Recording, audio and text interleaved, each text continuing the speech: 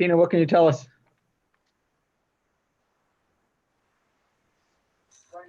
There we go. Okay, thank you. Welcome to the May 12th, 2020 meeting of the Hendersonville Board of Mayor and Aldermen. We're going to begin this meeting as we typically do in just a second. But first, I'm going to ask our city recorder, Kay, to call the roll just to make sure that everybody can speak and make sure that all our technology is in good shape. So Kay, could you go ahead and do that, please? Bolt, Present. Brown, Present. Campbell, Here. Cunningham, Here. Edwards, Here. Hayes, Here. Petrelli, Here. Robertson, Here. Skidmore, Here. Here. Sprouse, Here. Waters, Here. Woodcock, Here. and Mayor Clary. I'm here. And to continue our little tutorial here, I'm going to ask Tina to remind us how to raise our hands. Good evening, everyone. I hope everybody's doing great tonight. Don't forget, the best way to handle these meetings is to make sure that you are in gallery view, also known as Hollywood Squares and or the Brady Bunch. And if you'll hit the participants button at the bottom of your screen, it'll open up the panel on the right-hand side where you have the ability to raise your hand, ask for a break, and make other suggestions to the meeting moderator during the meeting. If anybody has any questions, just let me know and I'll jump in for you. Thank you, Tina. If we could, Dr. Robertson, will you lead us in prayer and then we'll follow with the pledge? And I think we should go ahead and stand now. But like I said last time, it's a good idea to sort of stand off to the side. I've got the flag behind me. So after we finish with the prayer, I'll go ahead and lead us in the pledge. Alderman Robertson. Oh, Alderman Woodcock, yes. Hey, just a quick favor to ask. So last meeting, I had my hand raised and Okay. Jamie, you went way too fast into the next topic and kind of skipped me. Gotcha. So can you, before we switch topics, will you make sure that everyone's been cleared? I will do my best. And feel free to remind me of that later on. Okay. Thank you. Alderman Robertson. All right, shall we pray? Dear Lord, in the last few months, we have come to the realization of how dependent we are upon you and your love, and how much we appreciate those that serve us in so many fields. Dear Lord, as we pause this week to nationally recognize our police officers, acutely remember those in our community that have given the last full measure of devotion for our peace and security. Dear Lord, comfort the families of our fallen police officers, Jody Sadek, James Gammons, Richard Bandy, Danny McClary, and Spencer Bristol. We thank you, Lord, for their lives, and we commit to never forget their sacrificial service to our community. Dear Lord, we also pray in our city and county and state and nation for those afflicted with the coronavirus. Dear Lord, this plague has even reached close within our midst. Jordan David Campbell, the son of our dear friend Alderman Pat Campbell, dear Lord, we ask that you will remember him and give him healing. Give us hope during these dark days of the virus by looking to you, Lord, for you are our rock and refuge in times of trouble. Yes. Be with those in senior living centers, away from their dear friends and family, feeling so alone at times. Lord, give these precious and valuable members of our community peace and comfort, sheltering them gently and continuously with your love. Continue to be with our first responders, dear Lord, as they go out every day and night to protect us and our property. Be with our health care workers. Now, dear Lord, give us wisdom tonight that only you can give to make wise decisions as we do our city's important business. Let the words of our mouth and the meditations of our heart be acceptable unto your sight, O Lord, our strength and our Redeemer. Amen. Amen. Alderman Robertson, thank you so much. So please join me in the pledge. I pledge allegiance to the to the flag flag of the United United States of States of America America and and to to the the republic the republic republic for for which which it stands, one nation, nation, under under God, God, indivisible, indivisible, with with liberty. liberty, justice for all. justice for all.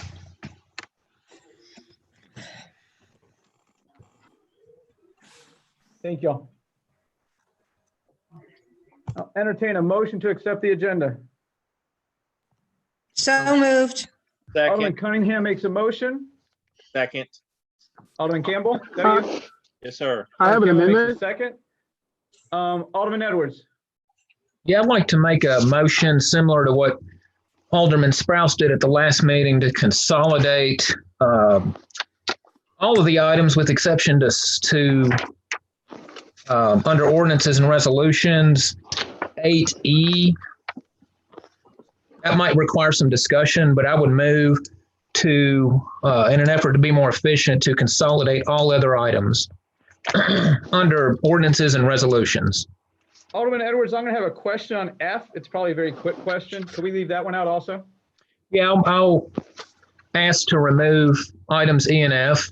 Okay, so we've got a motion to amend the agenda. So A, B, C, D, G, and H will be grouped together.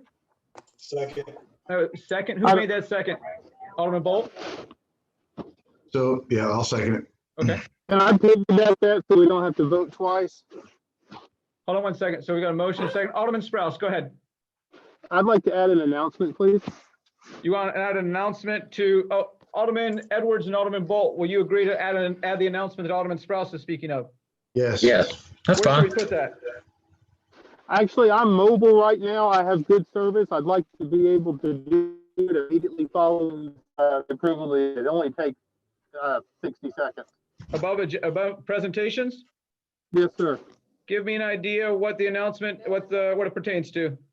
I have something from Hendersonville High School. Yeah. Yeah. Okay, so Alderman Edwards, your motion that Alderman Bolt seconded is a motion to add an announcement regarding Hendersonville High School immediately following the acceptance of the agenda, and the group items A, B, C, D, G, and H. Did I recite that correctly? Yes, sir. Okay, any other discussion on this? Alderman Brown? Thank you, Mayor.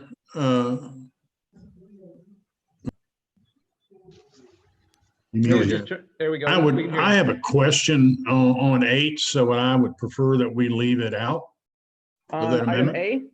Yes, H. H, okay. To the. I'll amend my motion to also remove item H. Okay. Alderman Bolt, are you okay with that? Yes. Okay. Thank you.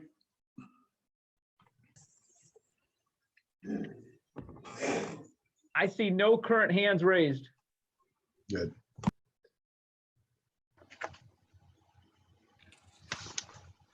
Alderman Woodcock, I'm trying to go slow. All those in favor of accepting this amendment, please signify by saying aye when Kay calls your name. Those opposed, please say no. Bolt, Aye. Brown, Aye. Campbell, Aye. Cunningham, Muted. Aye, sorry. Edwards, Aye. Hayes, Aye. Petrelli. Aye. Robertson, Aye. Skidmore, Aye. Sprouse, Aye. Waters,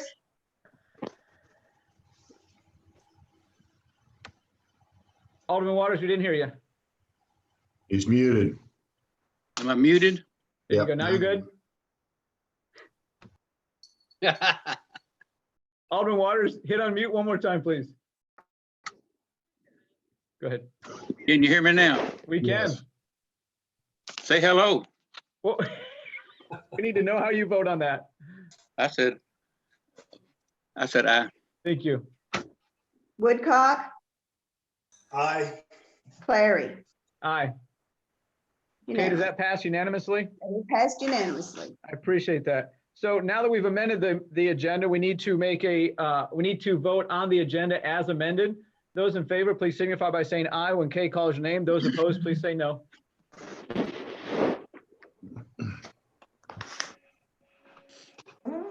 Bolt, Aye. Brown, Aye. Campbell, Aye. Cunningham, Aye. Edwards, Aye. Hayes, Aye. Petrelli.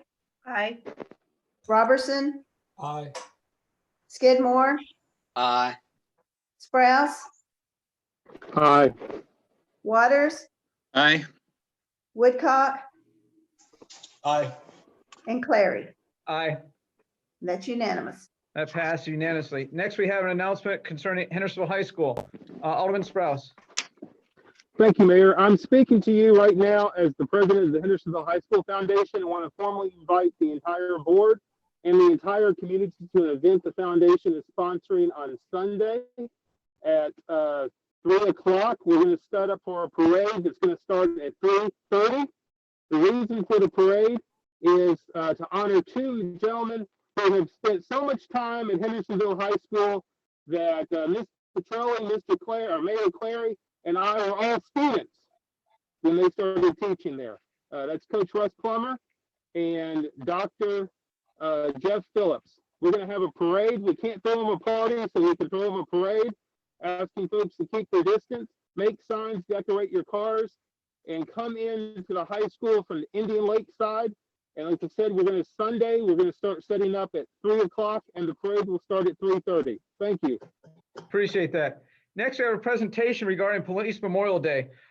You heard just a minute ago from Dr. Robertson about Police Memorial Day and Police Memorial Week. And I want to read a proclamation. We typically do this every year, but we typically do it at a ceremony that's held. We're not able to do that this year. Nevertheless, it's still important that we recognize what this day means and what so many people who have provided service to Hendersonville, how important that service has been. Whereas the Congress of the United States of America has designated the week of May 10th through 16th, 2020 to be dedicated as National Police Week, and May 15th of each year to be Police Memorial Day. And whereas law enforcement officers are our guardians of life and property, defenders of the individual right to be free people, warriors of the war against crime, and dedicated to the preservation of life, liberty, and the pursuit of happiness. And whereas the city of Hendersonville desires to honor the valor, service, and dedication of its police officers. Now, therefore, I, Jamie Clary, Mayor of the city of Hendersonville, do proclaim May 15th, 2020, Police Memorial Day, and call upon all citizens of this community to honor and show our sincere appreciation for the police officers of this city by deed, remark, and attitude, and to express their thanks to our police officers who are willing to sacrifice their lives, if necessary, to guard our loved ones, property, and government against all those who would violate the law.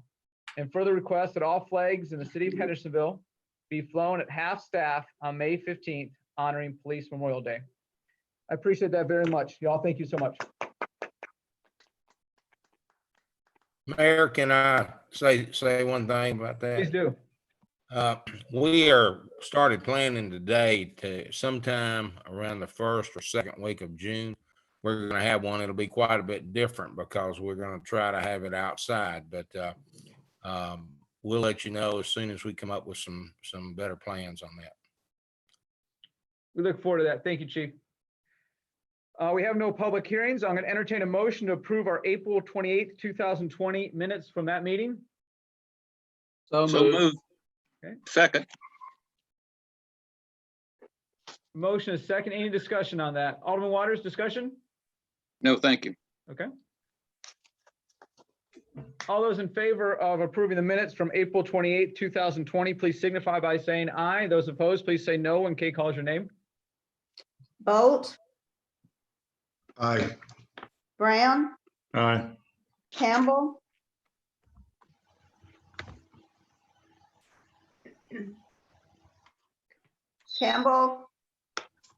Aye. Cunningham, Aye. Edwards, Aye. Hayes, Yes. Petrelli. Aye. Robertson,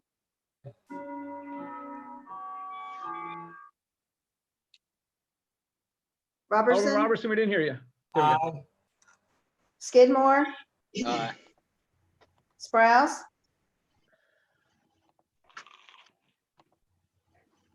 Sprouse, Waters, Aye. Woodcock, Aye. Sprouse, Aye. Clary. Aye. Okay, does that pass unanimously? Did. I appreciate that. Thank you. Now we have citizen comments. Let me read a little bit about our rules for that. The guidelines for our public comments. Speakers must identify themselves by name and address. And that's important because I don't have that in front of me like we typically do. The public comment shall be limited to 5 minutes per individual, and that time is not transferable to other speakers. All comments are to be directed to the presiding officer, not to the alderman, city staff, or other members of the public. And comments must address issues, not individuals or personalities. Personal attacks shall not be tolerated. Comments may support or oppose particular issues or measures, but the motives of those with differing views shall not be questioned or attacked. Malicious comments will not be allowed. Speeches for or against particular candidates running for office shall not be allowed. Tina, can you tell us who's first? Yes, sir. First in the queue is Ms. Yaman. I hope I'm pronouncing that correctly. Sure. Go ahead. Thank you. Yes, Tina, thank you. Good evening, Mayor and Aldermen and other guests that are here. I appreciate the time that you're giving me.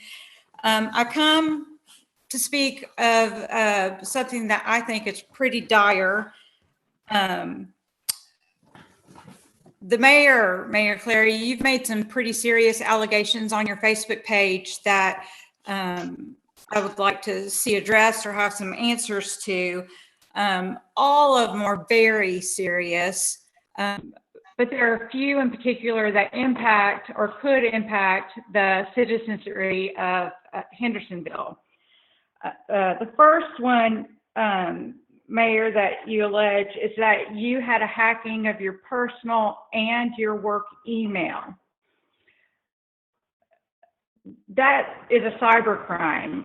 And if your work email has been hacked, I can assume as a citizen that my private or personal or privileged information with the city was also hacked. Has this been addressed? Was this investigated? It's a pretty serious crime. I don't think I need to go into how serious, but very concerning that this allegation, Mayor, that you made on your Facebook page. Another very serious one is stealing from your office, which I'm assuming you mean your office there at City Hall. Again, for this allegation, did you file a report? Did you talk to the police? Even maybe the TBI, going back to maybe a cybercrime. But stealing from your office also would lead me to think, is City Hall safe for the public to come into to do business? If there's someone there or people there stealing from offices, am I safe as a citizen? Something also very concerning, Mayor, is that you alleged that someone was going to throat punch you, or to punch, your words were threatening to punch me in the throat. I'm very concerned that anyone, and especially an elected official that is the highest executive to Hendersonville, is being threatened to be physically harmed.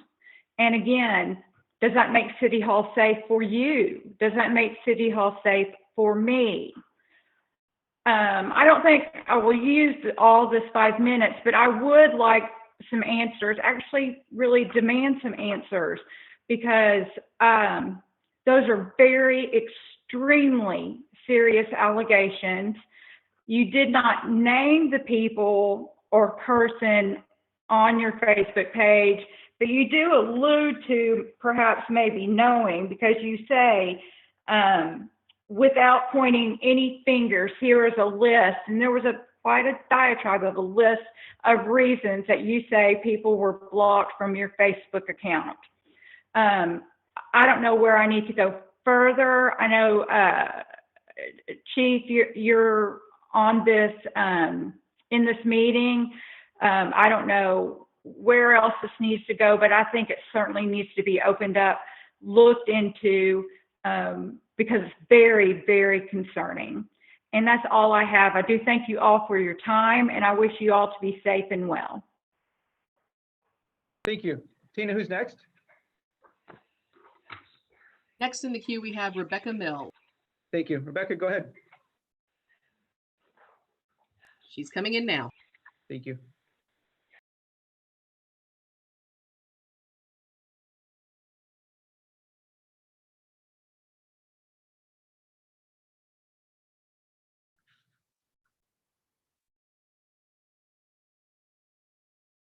Rebecca, can you hear us?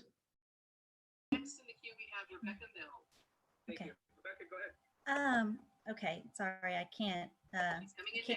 yeah, I'm here, but I can't see all of you. Hopefully you can see me. I'll just start talking. I'm sorry. Start my video. Okay. I apologize.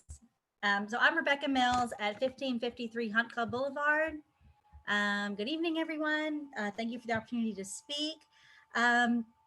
So I spoke at the last meeting, and it was brought to my attention that I might want to clarify some of my comments. My comments last time were never intended to be construed as criticism of city staff, because I spoke about I mentioned this official City of Hendersonville Facebook page. That page has been very helpful and has shared information in a timely manner. So I just wanted to be clear that I have no qualms with the information that's being shared on the official city page. It's professional, it's appropriate, it's timely. And as I stated last time, I appreciate very much all of the city staff, including the CA, Mr. Lamar. I did support that position last year, and I admire and appreciate the job he's doing. So,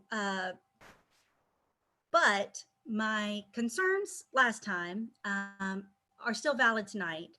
I am aware that there is now an official Mayor of Hendersonville page created by Mayor Clary, and I've taken the opportunity to check that out.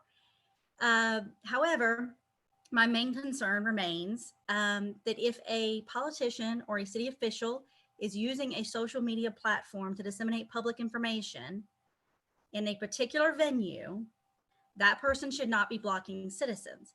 And we know that, as it was discussed last time, that Mayor Clary's private, his personal Facebook page has public posts, which are meant to be consumed by the public of Hendersonville. However, myself and other citizens are still blocked from that page. As of today, I am blocked. I can do a Google search for Mayor Jamie Clary Hendersonville. It brings up the Facebook page, and then it says it can't load the content.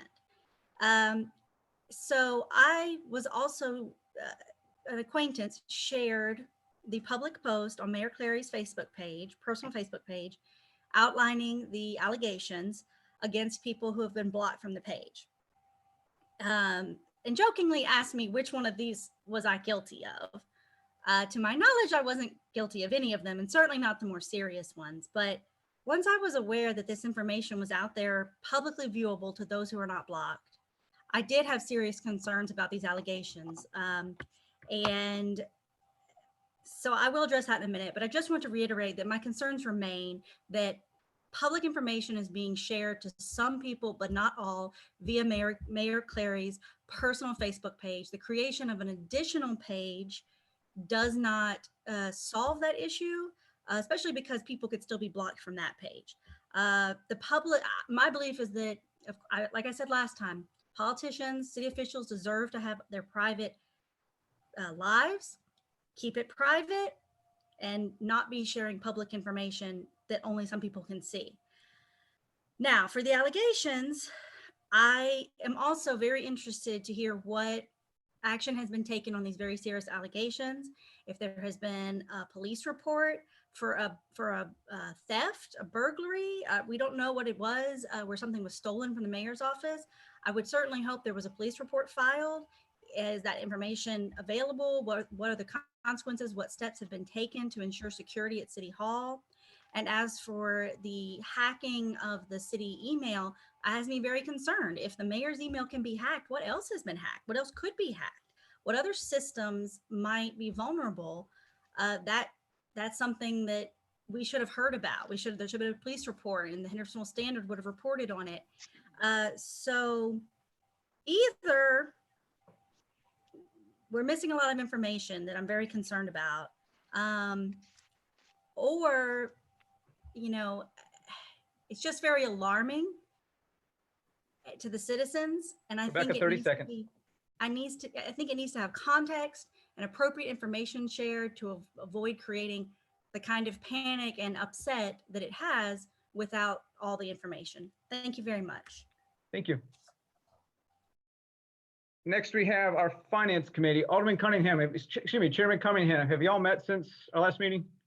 No, I have no report for this meeting. Our next meeting will be in 2 weeks. Thank you, Mayor. Thank you. Chairman Sprouse, General Committee. Yes, sir. The General Committee met earlier this evening. We had 4 items on the agenda. Ordinances primarily having to deal with personnel policy and pay plan. All of those came to, or will be coming to you with a unanimous recommendation. Also with a unanimous recommendation was a resolution appointing the city's representative to the Sumner County Board of Equalization. And the committee will need to be having a special called meeting in the next week or two to discuss the budget. Thank you. Chairman Sprouse, thank you. Chairman Brown, have y'all met since our last meeting? No, Mayor, we have not met, did not Thank meet you. this evening. We have a special called meeting that I'll announce now for this coming Tuesday, the 19th at 4 p.m. to discuss fire and police budgets. That will be the only thing that will be discussed. Thank you. Thank you. Chairman Skidmore, Public Works, have y'all had a meeting? Y'all have a report? Chairman Skidmore, you're muted. There we go. You're good. Loving this computer thing. All right. We have not met since our last meeting. We are scheduled to meet. I'm going to be getting with Pat and Eddie both and to see when they want to meet on, and we're looking for a Thursday, and we'll be calling a special called meeting just to meet with the budget. But I do want to say the last week we've been dealing with storms, as you all already know. Probably the hardest hit were in town. We're down on the peninsula, the Walton Ferry Peninsula and Indian Lake. But we've got it all worked out now. The trees have been removed. Everybody has store power. We're going to be having a small bit of rain the rest of this week. So just to remind all the aldermen to, be safe and tell your constituents to be safe. Other than that, I do have one personal question. Is it my understanding, Mayor, that we're going to be having a meeting, not the Zoom meeting, but an actual meeting of the aldermen on the 20th of this week or next week? Or are we going? We are. Mr. Lamar, we'll get to that in just a minute. Okay, that's fine. Other than that, Mayor, that's all I have at this point. Thank you. Thank you. Chairman Campbell, Capital Project Committee. Thank you, Mr. Chairman. Yes, Capital Project Committee met to discuss the location of Fire Hall number 7. Actually had more questions come up and ideas come up at that meeting regarding the location of the new fire hall out there. So we're looking into it. We've got the architect looking into it, and Chief Bush and the other members of the committee looking into that issue. And also during our conversation, we had an issue come up regarding paving and state projects and the red light synchronization. And you'd made a comment regarding we're using a consultant to help with the TDOT project. I was wondering if maybe at our next meeting, we could have you give us an update from our consultant that's working on those projects, since it impacts capital projects and all the other big items we have going on in the city of Hendersonville related to TDOT. If we could get maybe an update from you regarding those projects, since you're the one talking to the consultants for the city of Hendersonville, that'd be great. Bring us all up to speed on that. And we'll be having another meeting most likely next week. I'll be getting with some people to see if they've gotten their information, the architect and Chief Bush and a few other people, see if they're ready to have a meeting next week to discuss location of Fire Hall number 7. Thank you, sir. That concludes my report. Chairman Campbell, thank you. Alderman Woodcock, Planning Commission. Thank you. We met last week. We had 2 items on the agenda. Site plans are not always exciting, but we were very pleased with these 2 site plans. The first one being Home to Suites, which will be a hotel on Sonnersville Road belonging to the Ernst family. Very excited about that. Obviously boost our hotel tax. The second we're really excited about is Volunteer Village site improvements. That area, that strip mall over by Saunders Ferry is being revamped, improved. Very excited to see that. If you'll recall, we just approved the oil change facility in front of it. So that whole area is going to change the next few months, and the Planning Commission is very excited about it. Thanks. Appreciate that, Alderman Woodcock. Dave Lamar, City Administrator. Thank you, Mayor and Alderman. I got a fairly lengthy report because we haven't met. Mr. Waters' hand and mine have been raised back during the Public Works report. I have a question. I don't know if he does, but I'd like to do that before Dave gets on deck. Our committee reports are not time for questions. Our committee reports are time for giving reports. That's what we've agreed to, and that's what we're doing, and that's what we've been doing. So we'll go ahead and have Mayor, City Administrator go ahead and speak. Point of order on that one. Go ahead, Alderman Sprouse. I think what we agreed upon, if there is a question that needs to be made of a chairman for something to be discussed at a future committee, this would be the appropriate time to ask for that discussion to happen at a committee. We don't need to have a discussion now, but I think a member of this board should at least have the ability to refer something to a future committee meeting. All members of this board have the opportunity to ask questions. This just isn't the forum for it, especially since we follow Robert's rules. If it's a simple question, we can go forward. Alderman Waters, do you want to ask a simple question of one of the committee chairmen? No, I was just going to encourage Alderman Sprouse to take that mask off. I've not understood a word he said since he's come on, and I don't know why he's wearing a mask unless he's in with some company. Okay, thank you. Okay. Alderman Brown, I'll be happy to answer that question. I'm in the middle of transporting. We're going to move on. Alderman Brown, do you want to go ahead and ask your question? Well, I certainly don't want to offend anybody, but I do have a couple questions as the Public Works Chairman. But I mean, if that's out of order, according to Robert's rules, then I'll defer that to some other time. So, I will too. Yeah. Yeah. Okay. Appreciate but since you asked me, I'll go ahead and ask the question. How about that? Go ahead. Yes, sir. Yes, sir. The map on Indian Lake Peninsula shows that we are picking up limbs in the Gallatin Road area, which I believe is B2. I'm not sure, but quite frankly, I have ridden all over that area.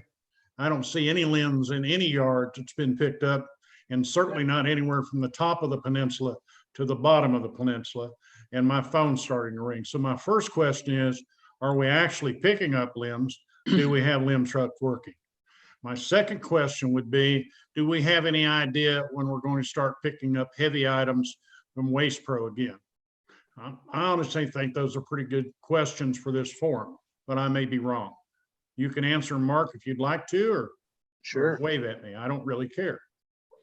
I can wave at you and answer. There you go. Excellent. All right.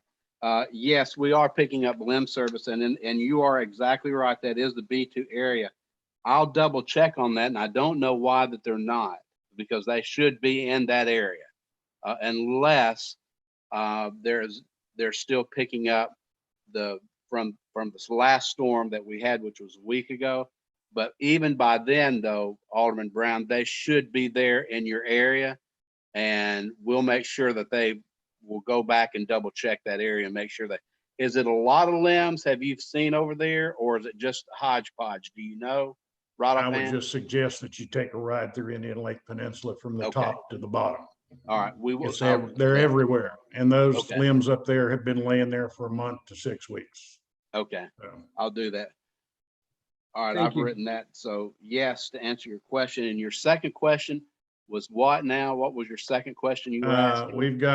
We now have some washers, dryers, mattresses. Oh, yes. Desk, some other items that are starting to be scattered out through the peninsula, and people don't realize that Waste Pro is not picking them up. So when will they be getting back on a schedule? If they're not getting back on a schedule, can we sublet that out to somebody to start getting that stuff picked up? Because Well, yeah, I don't know what the status of that is. I don't know if Marshall is online with us. I don't know that if he is or not, he might be able to answer that question. there Or you go. Dave, do you want to address that in your report? I can, but I was going to call on Marshall because he's got the date for that pickup. Tina is, oh, Marshall, there you are. Yes, we're working with Waste Pro on the bulk item pickup. We're tentatively looking at starting that back up next week. I cannot confirm that yet. We're kind of taking it a day at a time, but I talk with Waste Pro almost every day, kind of about their status. And right now, the goal is to try to start back Monday. But once we finalize that by Thursday of this week, I'll be able to send out an email and update our Facebook page with that information. Right now, I can't say definitively if it'll be Monday, but we're hoping it will be. Okay. Appreciate that. Okay, and and I hope that answers your question, Steve. If it doesn't, just give me a call on my cell phone. I'll be happy to investigate it even further. All right, thank you. Appreciate Okay, that. thank you, Dave, Steve. thanks. Dave, you want to go ahead?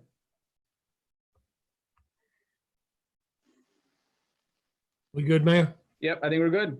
Okay. Excuse me, Mr. Lamar, but I've had my hand up for a while. I'm sorry. Okay, that's fine. Thank you. So I'd like to reiterate what Alderman Brown said. We do have a lot of brush in Ward 1. I've had many calls about it, and there are a lot of mattresses lying around. So I appreciate Marshall, you looking into that. I know you've got a lot going on.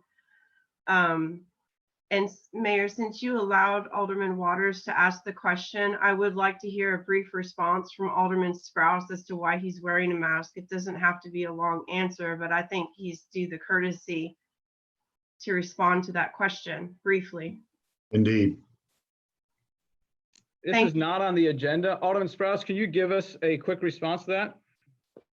Yeah, I've stepped out of the car that I was sitting with my mother. We have a family situation that required me to be in the vehicle with my parents and at a location where I'm required to wear a mask. So it's either wear a mask and be in a meeting like this, or it's not wear a mask and not be with my parents right now. Mr. Lamar, go ahead with your report, please. Thank you, sir. Well, the first thing on my agenda was not about the limbs, but I will make sure I'll get with Trace and Marshall tomorrow, and we'll put our heads together about the limb. I got somebody else that called me today about the same thing, so we'll get on that. Thank you. Budget meetings are going on. After the workshop last week, we had a good workshop with you people. I appreciate the Zoom meeting. I know it's very difficult to do that. We have since met with police and fire yesterday. We met with Public Works and Parks today. The smaller departments we have either met with or going to meet with tomorrow, made several budget cuts on everything in their budgets to get to certain items that we need to get to. And one of the things I told you, and I'm glad this meeting is being recorded because I want to make sure that the general public that watches on YouTube and stuff like that is interim city administrator. There's two things. And I told several aldermen this over the weekend and the last few days. There's two things as city administrator that I do not want to do. One is no tax increase. Okay, this is the worst time we could have a tax increase ever, and that's not even for consideration. Okay, so that's out of the question. The other one is having to lay any employees off. I want to keep the staff whole at 40 hours, full staffing, not any cutbacks, public safety, police, all the people in City Hall. We want to keep those people whole. So with that being said, just like one of the aldermen and I talked over the weekend, everything else is on the table. So when the cuts are coming down through here and you see that's one of your departments that you like, maybe a little more than the other one, or you're on a committee with one of them, we've cut some things. We kept that in mind with not making sure that we let anybody go, have to lay anybody off. Now, with that being said, one of the things that we have done is we have cut out all new positions for next year's budget. We are not putting any new positions in at several $1 million. And then we've gone through and just to see in these the four big budgets, how much money can be turned back in at the end of this budget year and how much money they could cut. They've done a great job the last 2 days of doing what we asked them to do. And I think you'll be surprised that we're still able to function. And Robert's been happy with some of the budget cuts we've made and adjustments and some of the monies we've turned back in. So with that being said, to answer your question, I think it was Alderman Brown about the meeting next week on Wednesday, the 20th. It will be at City Hall.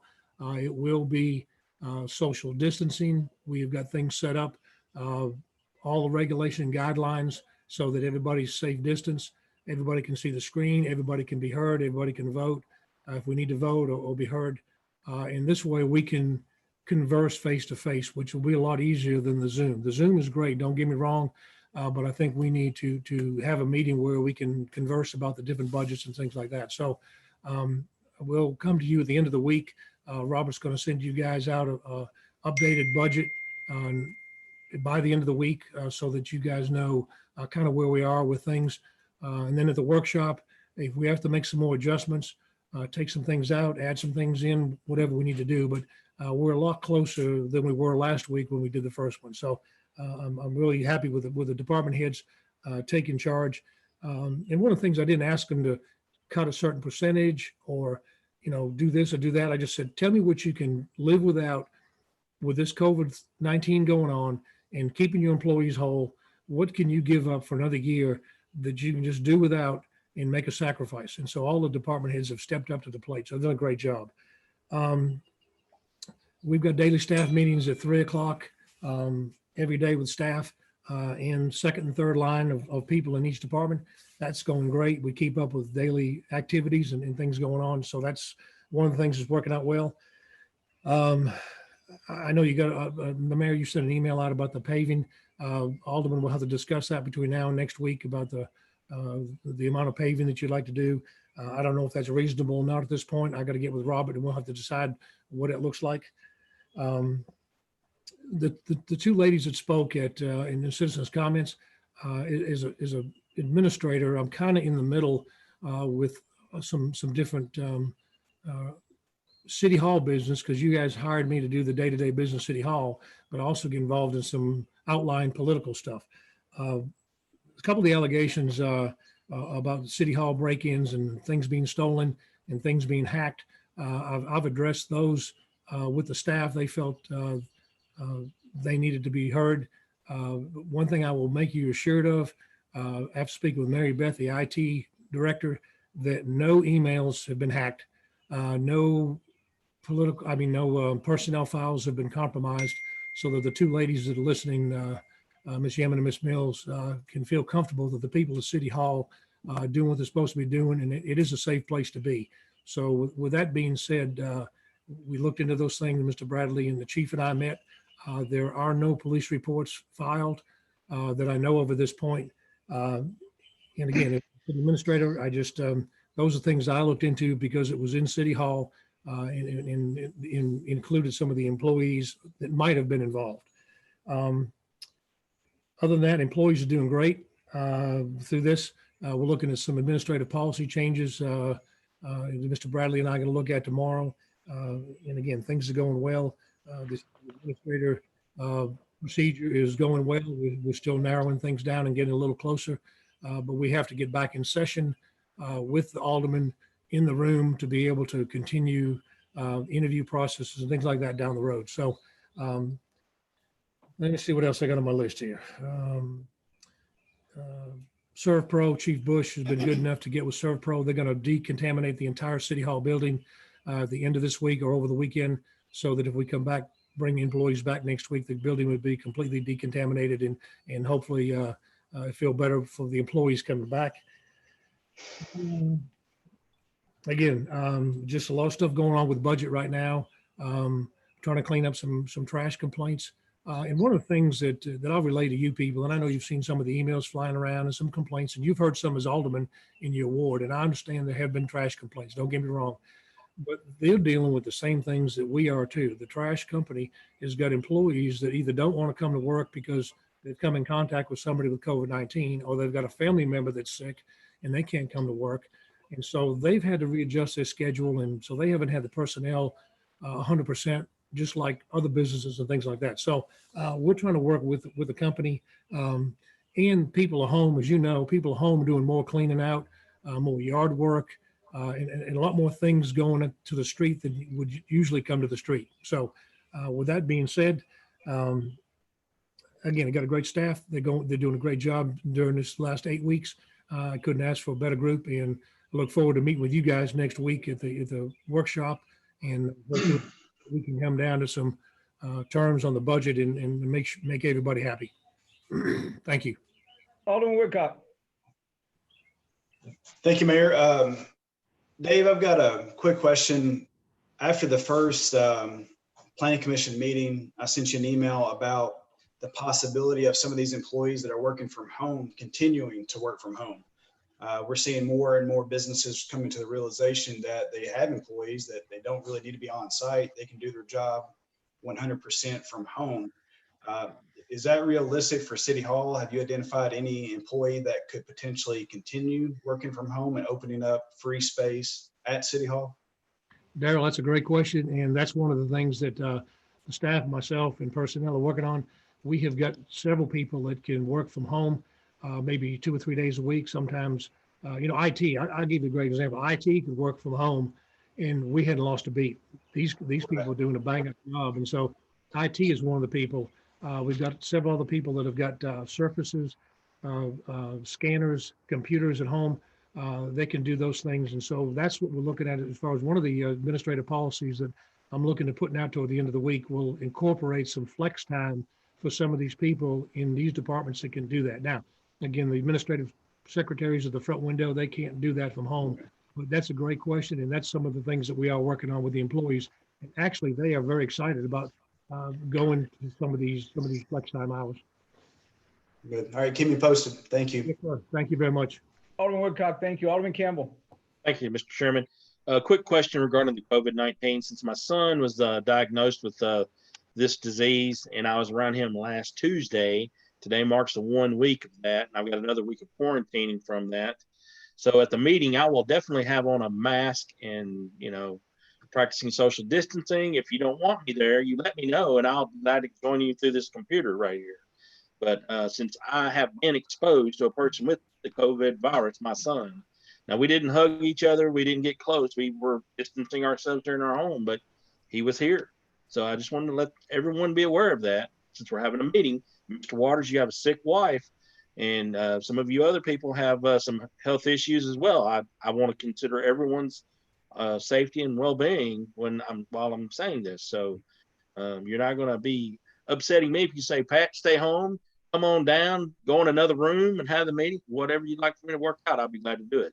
I'm here to help. One of the things, that's a great question because we're going to have 2 other rooms set up at City Hall, the 2 conference rooms for overflow staff, which will be a little bit bigger, spread out, and we can spread some other people out in the main meeting room.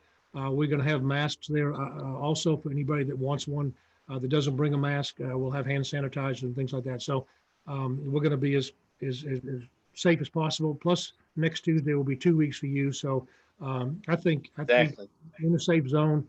I think we're doing everything you're doing. That's a great point. I want to make sure everybody's aware of it. Yes, sir. Thank you, Pat. Daryl, we got a couple other folks. Can you wait, or you want me to go back to you? It's about the current topic, but I'm happy to wait. Do it. So that brings up a great point. So let's say whenever we have our first legit face-to-face meeting for BOMA, and I've been in contact with someone with COVID, can I Zoom in that meeting even though it's a face-to-face meeting? I'm pretty sure that Tina can do that. And Tina's on here, so she could probably answer that. I'm working on a MacGyver situation for that right now based on the requirements of possibly another alderman. So let me work on that. It might be a little on the kludgy side, but MacGyver's got nothing on me. We got this. Cool. Thank you. Alderman I might point out, Dave, that the governor has extended his order on meetings that to be done in this manner through June 30th now. So at least now through June 30th, we should be able to do that. Yes, sir. Thank you. Alderman Skidmore. Unmute yourself, Mark. Okay, hold on a second. You're good. All right, thank you. Appreciate all your hard work you've been doing, Dave. I genuinely appreciate it. I know it's been hard so far, and it still is. And we still, even to this day, as you all well know, as well as the United States of America knows, we don't know what in the world's going on about this virus.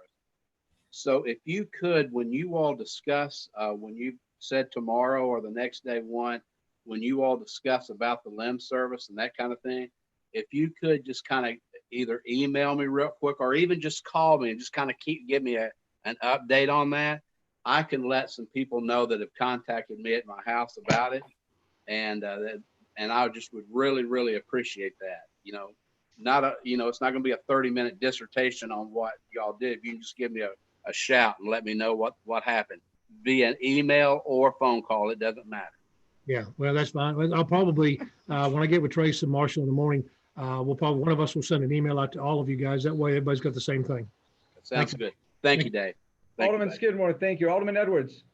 Yeah. Hey, Dave. So everyone can attend and is comfortable, especially Alderman Campbell. I think we should continue doing the Zoom meetings, especially this budget workshop. I kind of prefer that, actually. I just want everybody to be in attendance and comfortable. Right. We don't have to vote on anything, and I like it. I prefer it. So I would strongly suggest we continue with the Zoom.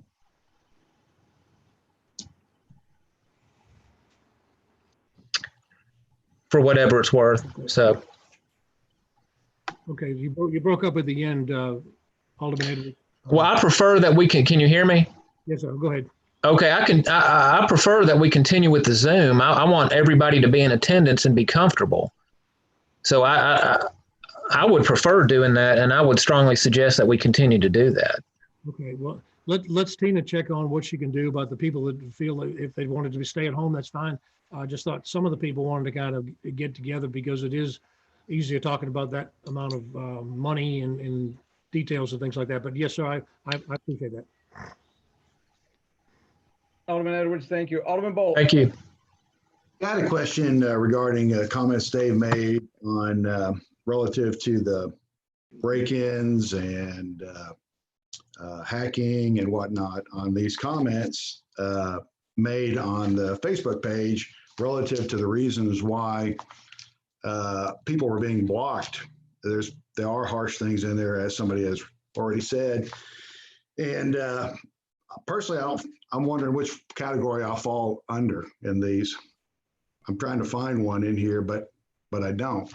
So and this is my only place to ask the question because I've sent multiple emails. Mayor hasn't talked to me in 6 months, nor most of you, or at least half of you. So I'm just trying to get some information, some help or response from an email. I will tell you that a year ago on a Sunday, I was not blocked, but on Monday, when we had a specially called meeting and some of you did not show up, I got some text messages saying that you were being attacked on the mayor's personal page. So I went to look, but I was blocked on that day. So Sunday I wasn't, Monday I was, and I've been blocked ever since. And while we're on that subject, some of it is like one of these is threatening to punch me in the throat. I was just wondering if you're okay with, Mayor, somebody on your page saying that aldermen are, classless turds, useless POSs. Alderman Bolt, is this part of our report from our city administrator? An answer why I'm blocked on here as part of this overall discussion, and it just Alderman Bolt, we're on the city administrator report. Do you want to continue with that? Well, I guess I won't get an answer, so go ahead, move on. One more thing, I would prefer to meet in person. I rarely, if ever, disagree with Russ Edwards, Alderman Edwards, but on this one, I would prefer to meet in person. Those that don't want to, I'm fine with meeting them by Zoom. Alderman Bolt, thank you. Alderman Strauss.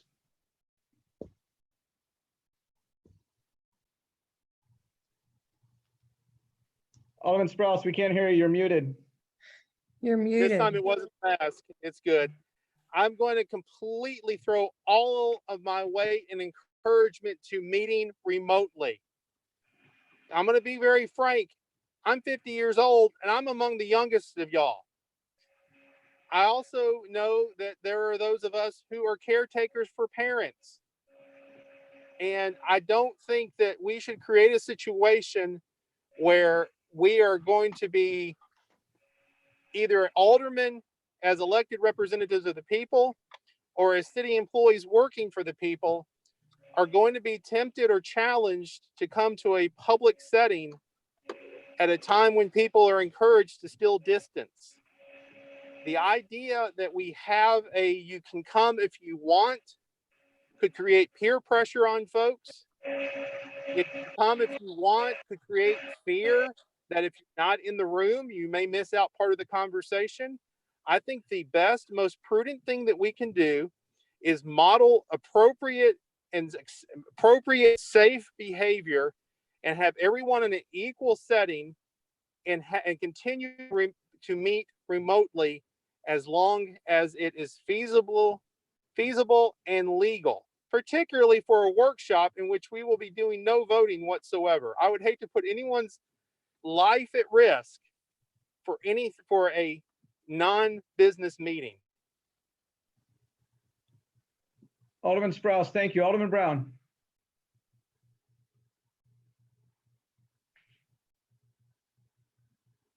Alderman Brown, you're muted. Yep, okay, I'm unmuted now, I think. Take me a minute to get there. I don't have a mouse, I've got to use my fingers. So I want to ask City Administrator, part of your report, and it's been talked about. I don't want to talk about being blocked. I don't want to talk about any of that. That's really kind of irrelevant to me, but we have two constituents here tonight. I've had a couple other constituents contact me concerning the relevance or non-relevance of part of those posts. The biggest concern is the hacking of emails, the breaking in of an office, which happened, I'm assuming, inside City Hall, which pretty well says anybody in City Hall could have done that. I guess my question to you, Dave, is I'm sure you discussed this with Chief Miller. What was Chief Miller's say on that? Should anything been done with that? And I'll ask you that, but you can certainly, Chief Miller's on the Zoom, defer to him for the answer if you'd like. Matter of fact, I'd like to hear what he has to say. Yes, sir. I would too, because we met, John Bradley and Chief and I met Friday, and he said there were no, I just asked him if there were no, any reports filed. So that's the extent of my question with him was. So I'll let Chief take the rest of it. Well, again, I was asked if there were any reports and records either made out by the mayor or against the mayor, and to my knowledge, there is none. And as far as, I mean, somebody has to file a report, and then we have to determine if there's enough evidence. It can't be on allegation, it has to be on fact as to whether we would even take a report. So at this point, I don't have that information. Okay, so I guess I would ask you one more question then. Since that accusation was made and there is no complaint on it, then basically all that was an accusation. There's been no complaint filed by anyone. So that's just like me saying somebody broke in the front door of my house, stole my guns, and I basically never called the police department, but I complained about it later to somebody else. Yeah, I mean, that's outside my knowledge because I don't have the facts, but okay. I just know that a report has not been filed. Okay, all right, thank you. Alderman Waters.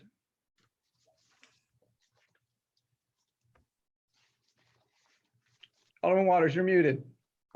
I'm who? You're muted.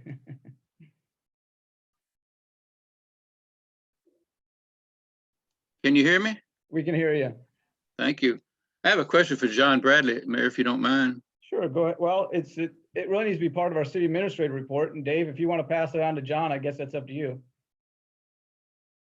Yes, sir. If Mr. Waters has a legal question, I'd like Mr. Bradley to answer it. Thank you. Thank you. John, you there? Yes, sir. You said a minute ago something about Governor Lee's proclamation. You said he extended till June? June. Did you say he extended the home stay till June? No, sir. No, sir. I said that he extended our ability to have meetings, virtual meetings like we're doing right now until June 30th. Like we are now. Yes, we can meet on the internet instead of all sitting in the same room together through the end of June, June 30th, 2020. That's what I thought you said. Thank you, John. Yes, sir. The reason I'm asking that, Mayor, is I've got to agree with Pat, and I know his situation. It's not so much me, but it's what I'm gonna bring home to my wife. And as everyone knows, I guess, whether you do or not, she's in poor health, and I'm not gonna take a chance on coming home from a meeting. Some of us might wear a mask, some might not, but it's not that important that I come and then come back home. Hopefully, God knows, I hope I never bring anything in here. But I know what Pat's going through, and I've got to concur with Alderman Edwards. Please, let's keep the next 2-3 meetings like we got them right now until this stuff wears off and wears out. Because I can't be there, and I'll be honest with you, and I hope you understand, but and I love every one of you, but I can't take a chance on bringing anything in here for my wife, okay? Thank you, Mayor. Thank you, John. Alderman Waters, thank you for that. Next, we have items grouped. Alderman Bolt. Yeah, I'm sorry. I'll defer to Alderman Waters and Alderman Sprouse. I understand what you're saying, so it's fine by me. I retract my statement about we should meet together. So whatever the core group wants to do, I'm happy to follow. Thanks. Thank you, Andy. We have grouped items A, B, C, D, and G. And let me go ahead and read those to you. It's second reading of ordinance 2020-7, an ordinance amending budget ordinance 2019-22 by appropriating $16,121 due to unexpected insurance payments for claims. It's second reading of ordinance 2020-8, an ordinance amending the park and recreation regulations of the city of Hendersonville, Tennessee. It's second reading of ordinance 2020-9. This is an ordinance transferring $3,750 from the hockey feasibility study to dog park renovation. It includes second reading of ordinance 2020-10. This is an ordinance amending budget 2019-22 by appropriating $568,000 to the Public Works Department line item State Street Aid Maintenance -Streets. It's item resolution 2020-20, a resolution to apply for United States Tennis Association grant. I entertain a motion. So moved. We have a motion from Alderman Edwards, I believe. Second. Yes. And a second from Alderman Campbell. Yes. Alderman Waters, I've got your hand up. Did you want to speak on these? Are we going to discuss any of these, Mayor? If you'd like to pull one out, you can make a motion to do that. But as it is right now, we can only discuss it if you pull one of them out. I want to pull out, maybe I'm just too ignorant to know what you're doing, but I do want to pull out C. I want to pull out E. Okay. I want to discuss both of them. Okay, E is already pulled out. Is It's that not part of it. required? Pardon me? Mayor. 1 second. We'll have to have a vote to pull out item C.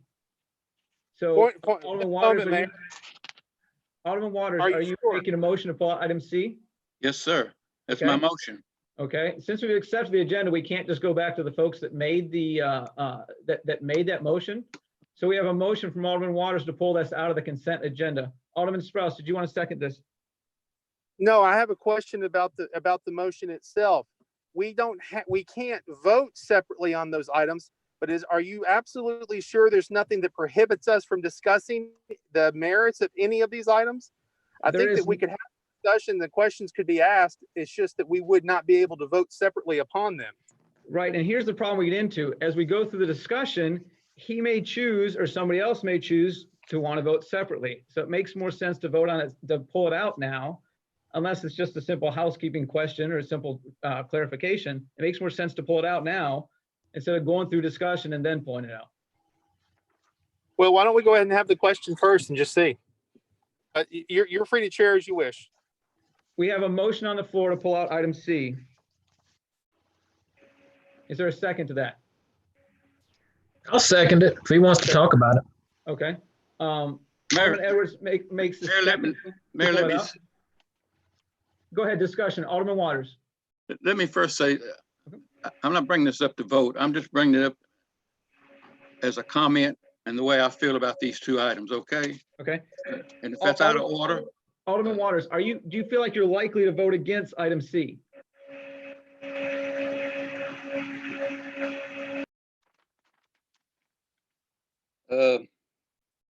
yes. Okay, then we need to pull that out. Okay, so and you've made the motion to do that, and Alderman Edwards has seconded that. Let's go ahead and vote on that motion to pull this out. Is there any discussion on a motion to single out item C and pull it out from the group? I see hands from Alderman Waters and Alderman Sprouse. Alderman Sprouse, did you want to discuss the motion to pull item C out? Alderman No, sir, Sprouse, I'm sorry. go ahead. No, I do not. I'm sorry for the hand raise. Alderman Cunningham, do you want to discuss the motion to pull item C out from the group?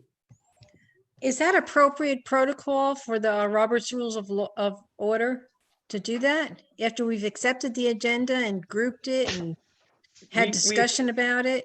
I mean, I don't think it's. Agenda and created a consent agenda, and the rules on the consent agenda is that one person can ask to have her removed, and a second is appropriate, and then we can vote on to remove an item. Okay, The agenda, we're just removing something from the consent agenda. Okay. Thank you. All those in favor of removing item C from the group, please signify by saying aye. All those opposed, please signify by saying no when Kay calls your name, please. Bolt, No. Brown, No.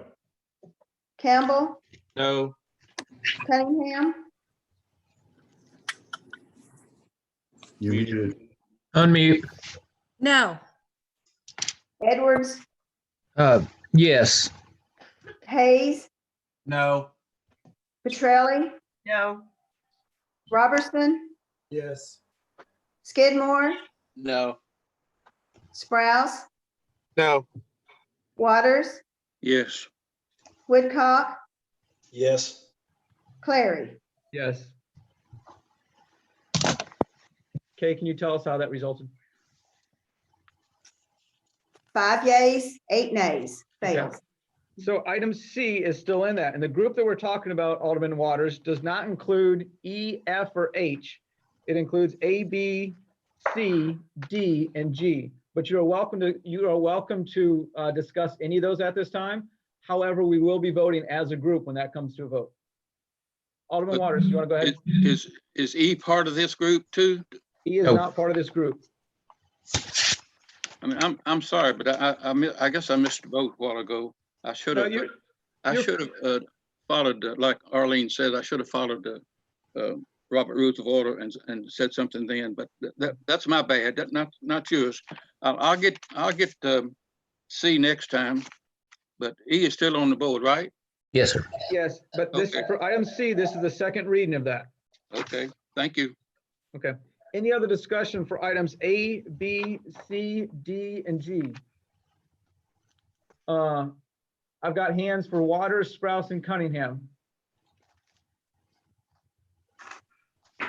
Go ahead. I believe Alderman Waters is finished. Alderman Cunningham, Alderman Sprouse, go ahead. Oh, we have no hands.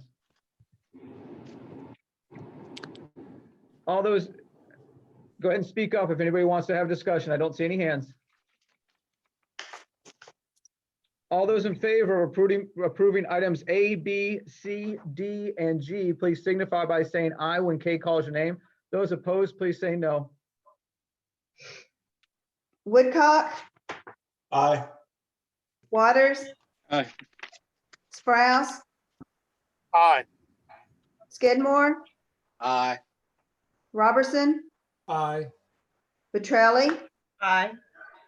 Hayes, Yes. Edwards, Aye. Cunningham, Aye. Campbell, Aye. Brown, Aye. Bolt, Aye. Clary. Aye. That was unanimous. Okay, that passed unanimously. Thank you, Kay. Next, we have first reading of ordinance 2020-11. This is an ordinance amending the Hendersonville Municipal Code, Title 17, regarding refuse and trash disposal. Alderman Edwards. So moved, but I have an amendment to offer. Okay, let's get a motion and a second. I have a motion. I need a second. Second. Alderman Cunningham, thank you for the second. Thank you. Alderman Edwards. I'm going to try to share my screen here just to. That's just dangerous, Alderman Edwards. It is. Let's see what. You actually don't have the ability to do that yet, sir. Hold on.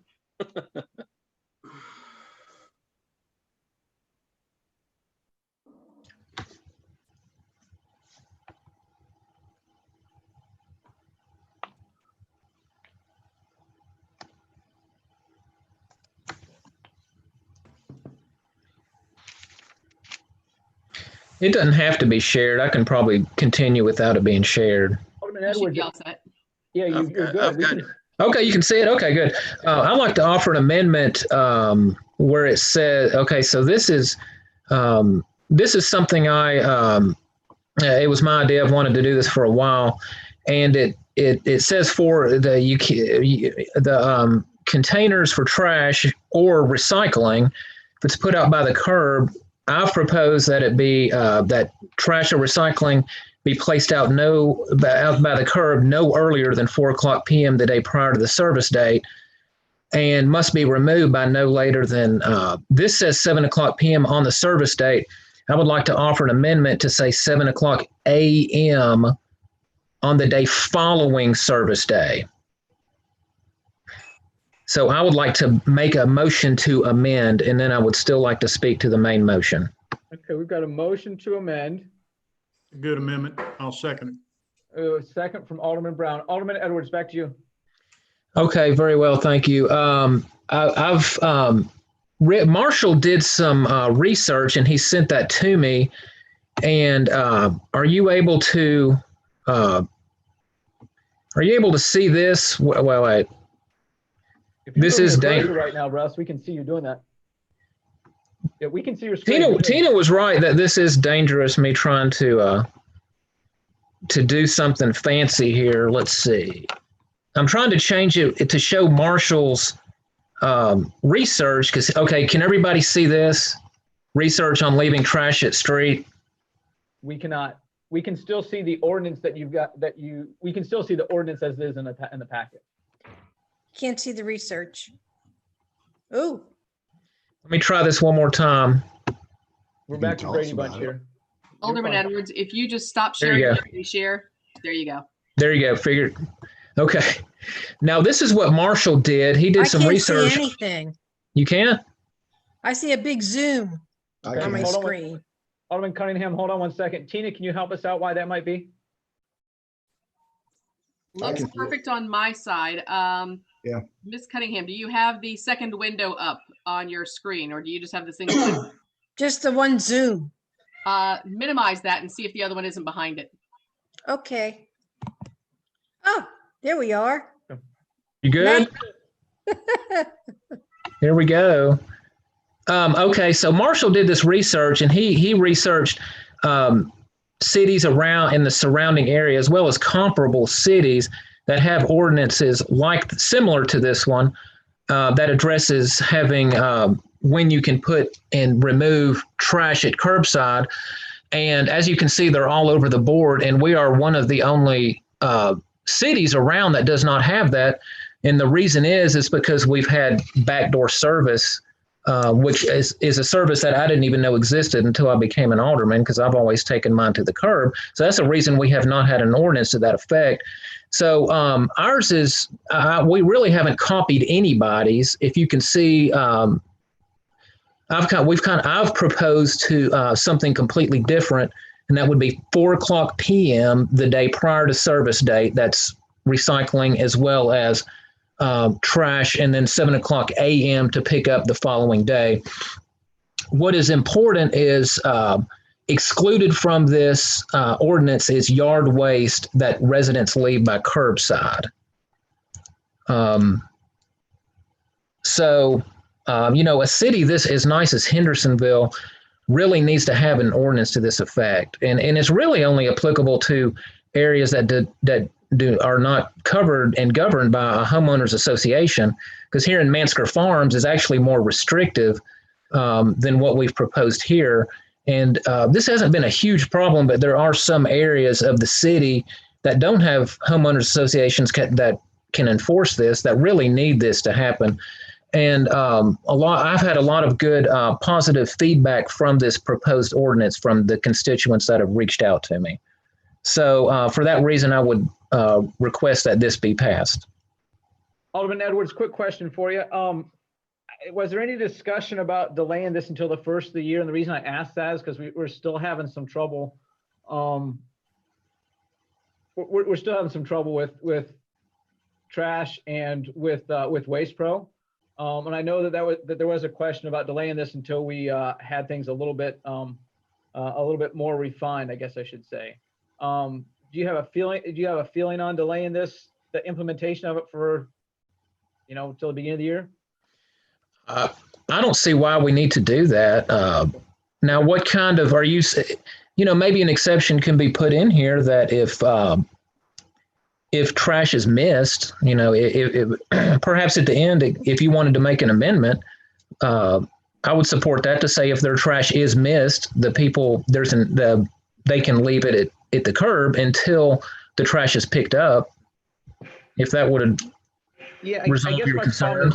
We have a lot more people that have to take to their garbage to the curb now because of the restriction that we've been presented with regarding 96 gallons. And there are just more people that are taking it to the curb, and they're still getting used to that. I wouldn't. So I appreciate that, and I'll just think on it. Mayor, we still need to vote on his earlier amendment. I understand that. Thank you, John. So the conversation now is just on the amendment for changing the cutoff time 7 a.m. on the following day. Yep. I apologize for that, Russ. I got a little bit. I didn't think of it either. Moved ahead. Alderman Cunningham. Well, I would support this definitely, and I would support it going past at the 7 p.m. the following day. Mansker Farms right now has it, 24 hours, right? Has to be removed the same day, right? Don't quote me on that, but I think that's right. Yeah, it has to be out that same day or the night before, and then it has to be back to your home by dark the same day it's picked up. So I agree, Russ. Our restrictions are a lot stricter, and I would say that most HOAs are the same as Mansker Farms. So this will give them a little bit of leeway. Thank you. Alderman Cunningham, thank you. Alderman Skidmore. Alderman Skidmore, you are still muted. There we go. Thank you very much. Thank you. I just want to make sure, because we did discuss this in Public Works Committee. My question is to John Bradley, and one that I think I raised this issue, and we were going to, go back to you, and then one thing led to another, and it came to before the board. And my question is this in any at all in direct violation of the garbage contract that we've got about doing this at all? Bring it to the curb? I don't believe it does, Mr. Skidmore. I don't think our contract speaks to when people have to remove their containers, because our contract anticipates that people are going to have it picked up at their back door. Our contract doesn't really even anticipate this kind of service. So this is basically for the subdivisions that do bring their stuff that are required by the HOA or whomever that brings their stuff to the front. Yeah, this is for people that choose to take theirs out to the curbside as opposed to having it picked up behind their house. Thank you much. Alderman Skidmore, thank you. Alderman Woodcock. Thank you, John. Obviously, the city ordinance will overrule HOA rules. But if an HOA is being more restrictive than what we're passing tonight, will the homeowner be able to say, look, the city ordinance says this, therefore your HOA rules no longer apply to me? They can say it, but they'd be wrong. The HOA more restrictive would be what applies. The HOA can still enforce the restrictive covenants. That's a matter of contract between the homeowner and the homeowners association that the city cannot breach. Good enough. Thanks. Thank you, Alderman Woodcock. Alderman Petrelli. Thank you, Mayor. This, we might have lost, do we still have Marshall? Okay, my question would be is if this passes tonight and we start this practice, what time frame will be given to citizens to have an education component, and what are we going to do as a city to educate folks? And at what point will they have to start complying with the new ordinance? I'm not sure who to direct the question to. I'll start with Russ because I don't see. Oh, there's Marshall. Hey, sorry, Marshall, did you hear my question? I did. And I'll try to speak to some of that. I think a lot of that will be certainly our discretion. I think the enforcement action will be through property maintenance, and Officer John Henry, I'm assuming, will be the one to kind of police that. And I'm guessing it'll also be mostly complaint driven. But we could certainly, if someone wants to suggest a time frame for in notification, we can certainly. Facebook, social media, we can do the best job we can to get information out to the citizens to let them know. And certainly we can also have warnings built into how we do it.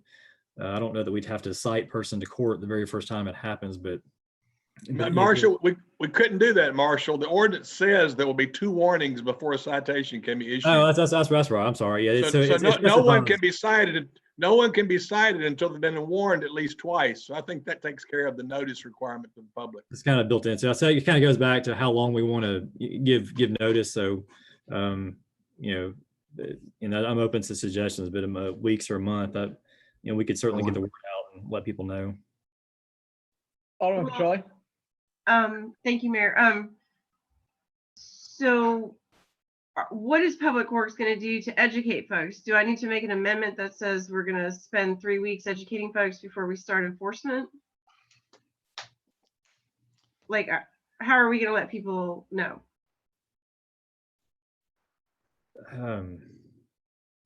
I think we'd start with, certainly our social media, city's Facebook page, our website, all the usual, kind of sources of information.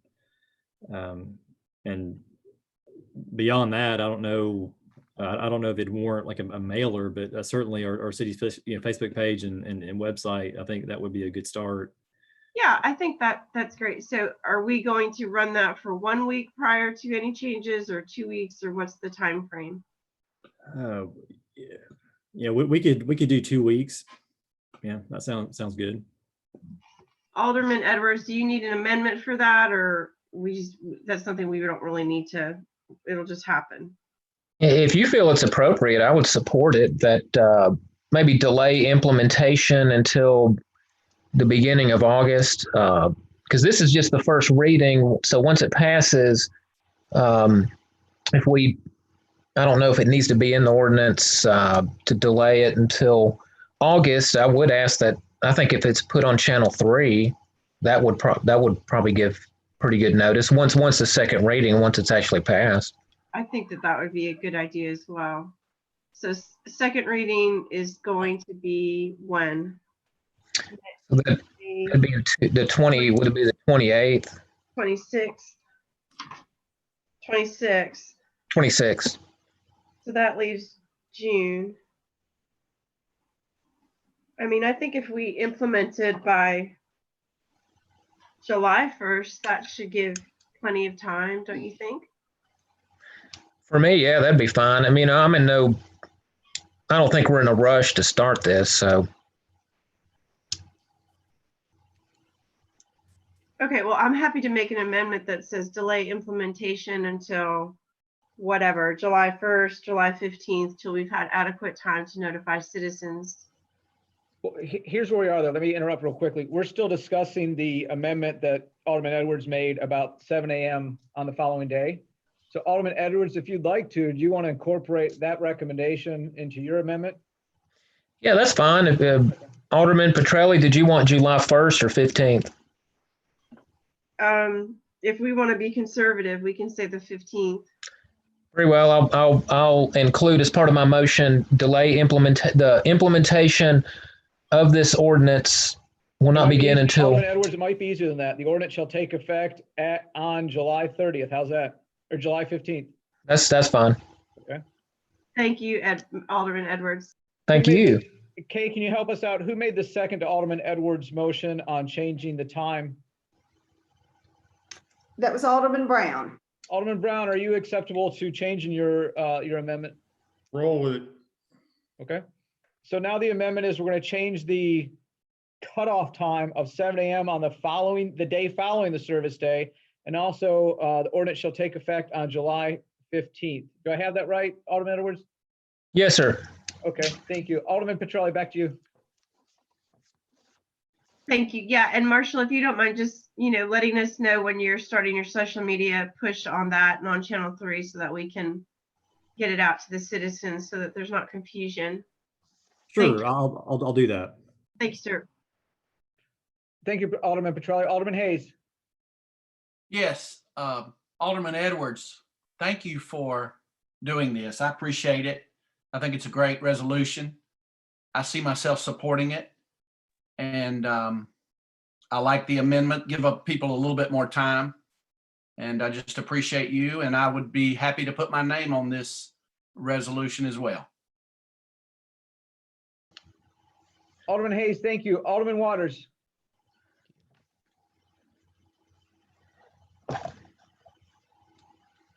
Mad, but I want to go back. I want to read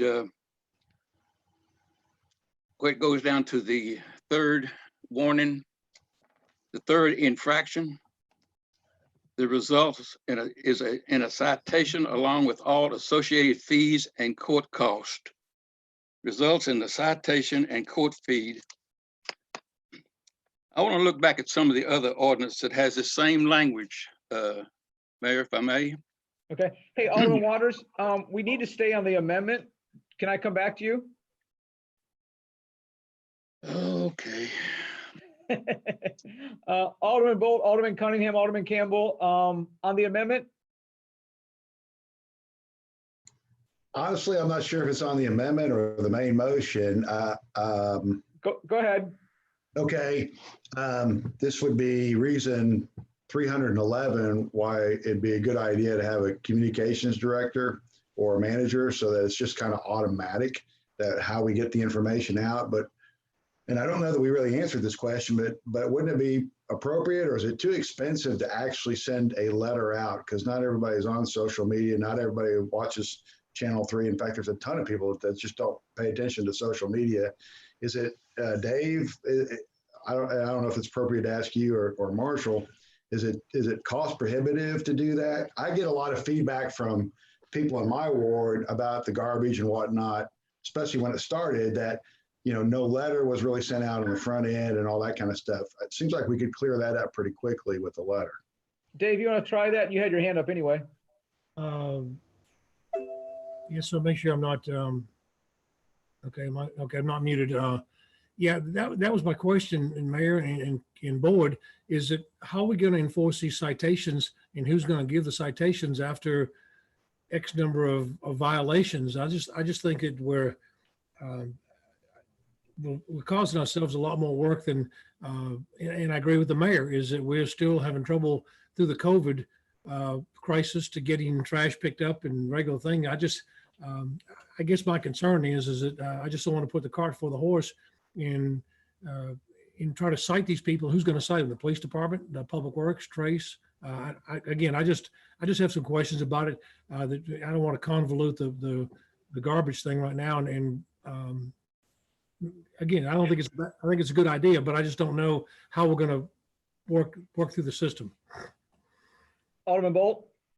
Yeah, speaking to that, that's probably a good point, especially with the COVID and all that. Would the writer of this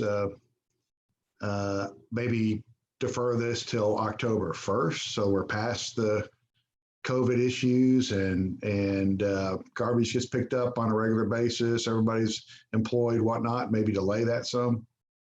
Yeah, we can just delay, so it won't become in effect until October 1st. Would that be okay, Dave, or no? That'd be fine to me. I just think, again, we just have so many other issues that, yeah, pressing at this point. And I appreciate what Russ is trying to do, because I see people putting trash out in my area for Monday pickup on Thursday. Like, holy crap, it's been out there for 5 days, really? And so I understand what he's trying to do. Let me go over here to Alderman Bolt. Anything else? No, sir. Alderman Campbell, on this amendment or on the main motion? You're muted, Pat. I apologize about that. Yes, I was going to agree with Andy on that about getting the information out. We did send out a letter through Public Works to the citizens regarding the new trash service. And I think we sent out 2 letters or two bits of information through the mail. And we also did our Channel 3 and, Facebook pages and city's website page, the email. And we got to come up with a good way of getting our information out there, because people don't have Facebook, people don't have the city's website, and some people, when we get a letter from the city, if they're not expecting anything, they just throw it in the garbage can before they even open it. So we have the education side of it's going to be a hard thing to do here, I think, moving forward. But I mean, I agree about moving the cans back from the street and everything.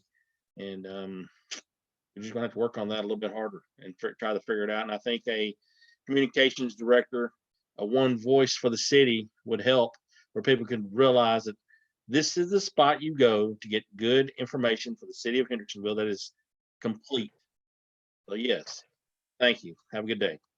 Alderman Campbell, thank you. Alderman Cunningham, on the amendment. If not, we need to take a vote on the amendment. Yes, it's on the amendment, Mayor. Okay. Thank you. And I agree with my previous speaker. A suggestion for the communication to the masses. My thought is, could we get some hang tags and give them to Waste Pro to hang on the trash cans for the residents to make them aware of this new regulation, so to speak. I hate that word regulation, but that's what it is, a regulation, and the effective date of it, and the time that the trash can could be out in the street, and when it has to be put away. I mean, this may be a pretty simple fix, just the printing of some hang tags that you could just put on the trash cans, no mailing or anything like that involved. And that would probably solve 90% of the problem. Just my suggestion, Alderman Edwards, on the amendment. Thank you. Alderman Cunningham, thank you. Alderman Skidmore, is this on the amendment, or do you want me to come back to you on the main motion? Back to me on the main motion. Gotcha. Okay. Alderman Brown, is this on the amendment, or do you want me to come back to you on the main motion? I believe it's on the amendment, Go ahead. even though I've kind of lost track what the amendment is. The amendment is to change the time to 7 a.m. the day following the service day, and to have this ordinance take effect on July 15th. Okay. Actually, October 1st. So let's go back to that, Alderman Brown, if you have a second. So Alderman Edwards, you're going to make a motion, and Alderman Brown, you seconded that motion to change to July 15th. Now we're talking about October 1st. Yes, and Alderman Hayes had mentioned he would like to be a sponsor. He said that, so that would be part of my amendment as well, to have Alderman Hayes is listed as a sponsor. Could we wait and do that on second reading? Whatever. I appreciate that. Thank you. Alderman Brown, do you agree to change your second? Do you agree to change your motion to have the implementation on October 1st? Yes. Okay, thank you. Alderman Brown, go ahead. Okay, a couple things. I agree with Alderman Bold, Alderman, whoever spoke about the information, and Mr. Lamar. don't think we did the trash thing right on the front end. I think we've all agreed with that. We should have put out more information, what was going to happen, when it was going to happen, but we're past that. So when you burn your hand, you don't keep touching the same thing if you know it's hot. When you make mistakes, try to learn from them. Here's some food for thought. We're moving out to October the 1st, June, July, September, October, 3.5 months from now. In 3.5 months, and we've got to go through second reading yet. I think Arlene's point was very good. The point of contact with people who bring their trash cans, refuge cans to the road, to the street, is Waste Pro. We know that Waste Pro puts out door tags if stuff's not right, trying to educate. I don't know that would be out of line, and I think Waste Pro might agree. That would be something that they could be asked in the next couple of weeks. If sometime if we're going to go out to October 1st, I wouldn't want to do that, day after tomorrow. I would want to wait a little bit closer to that date because people will forget. But to just get a sticker made, a hanger made, or something that you put on that particular trash can. I hate to use political terms, but everybody that's run for office, which is everybody in this picture basically, has used a door hanger, and a lot of them have a slit in it where you just stick it over the doorknob. There's something that could be made that could be put on that trash can for those people that take their trash cans to the road every day. That would be me. Or every Monday, they could put one on mine, and it would remind me this is coming up. So, and you already know if you're a violator. I'm not a violator. I put mine out late Sunday evening, and when it's emptied, it comes back in about 9 o'clock in the morning. I have a neighbor who's a violator. That's his choice. Sometimes it takes 2 or 3 days, but if he gets that warning and it's on his trash can and he reads it and says, oh, the city's going to start wanting me to bring these back in quicker, I better adhere to that. My point is there, I think the information's good. The best point of contact that we have is the Waste Pro garbage guy who drives that little green truck around Monday, Tuesday, Wednesday, Thursday, and Friday and picks up that garbage. Yeah, I think it's food for thought, but I'm going to go ahead and support this tonight for the amendment and the main motion. And we can discuss that more in a couple of weeks. Maybe there can be some more information. Maybe Waste Pro can be talked to. Maybe somebody's got a better idea. But I do think that getting the information out to people is important, because there's going to be some folks that are they're going to get their 2 warnings and then they're going to get a citation. That's just because of the way they do it. But I certainly don't want the phone ringing anymore at City Hall than it needs to be about trash. But if people are informed and they have time to absorb it, then it's kind of like if you don't do your studies, then you don't really get a good grade because you didn't pay attention to what the teacher put out in front of you. But you got to use the point of contact, in my opinion. So there you go. You got it. Thanks. Alderman Brown, thank you. Alderman Waters and Alderman Skidmore, I've got your hands up, but I think we're ready to vote on the motion for the amendment, unless you want to speak on that amendment. On the motion? You want to speak on the amendment? Or do you I want to want wait? to speak on the motion, Mayor. Okay, so when we get to the main motion, when we get to the main ordinance, is that what you want to wait for? Yes, sir. Again, and again. Okay, we'll come back to you as soon as we dispose of this amendment. So Wake me up. So the amendment is to change the time that the trash cans must be removed. Instead of 7 p.m. on the service day, the amendment has 7 a.m. on the day following the service day. And the very last line, this ordinance shall take effect October 1st. Alderman Edwards, do I have that correct? Correct. Okay. All those in favor of this amendment, please signify by saying aye. Those opposed, please say no when Kay calls your name.